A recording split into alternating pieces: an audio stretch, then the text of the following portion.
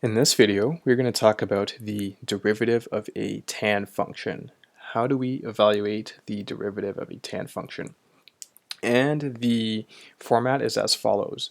So the derivative of tan x is equal to secant squared x. Or a more intuitive way of looking at it is the derivative of tan x is equal to secant squared x dx. Or in other words, the derivative of tan whatever, the derivative of tan blank, is equal to secant squared blank times the derivative of whatever is in this statement here. So let's demonstrate that here with an example. So let's say that you were given a function h at x is equal to tan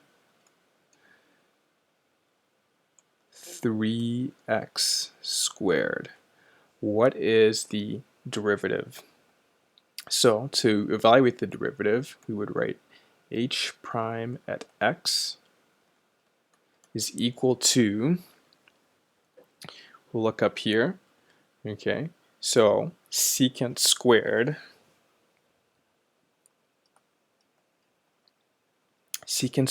blank.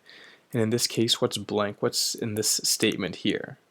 Well, that would be 3x squared. So we would write secant 3x squared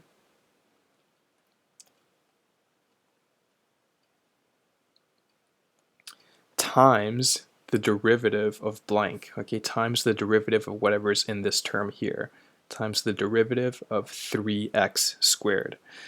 And we know from our power rule that the derivative of 3x squared is equal to 6. Okay, so 2 times 3 is 6, x, and then 2 minus 1 is 1, so we'll just leave that as such. And that's that. So let's do another example here. Okay, let's say that we are given a function, we're given a function g at x is equal to tan of sine x. Now, to understand this problem, I am assuming that you are relatively comfortable with evaluating the derivative of a sine function. If you aren't quite comfortable with it yet, I've made a video about evaluating the derivative of a sine function, and I'll link it here in this video for you guys to take a look at.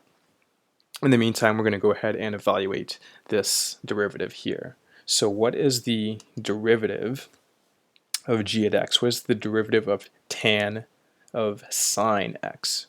Well, again, we're going to follow the same format. So what we're going to do is we're going to write g prime at x is equal to secant squared times something. Okay, so secant squared blank. Okay, in this case, blank is this term here. So we'll write secant squared of sine x times the derivative of sine x.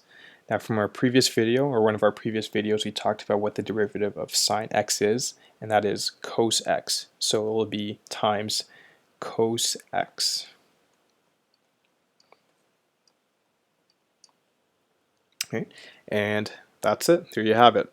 So that is how you evaluate the derivative of a tan function. Just a few basics. And in the next video, we are going to cover the derivative of a cotangent function. So thanks for watching, and we'll see you in the next one.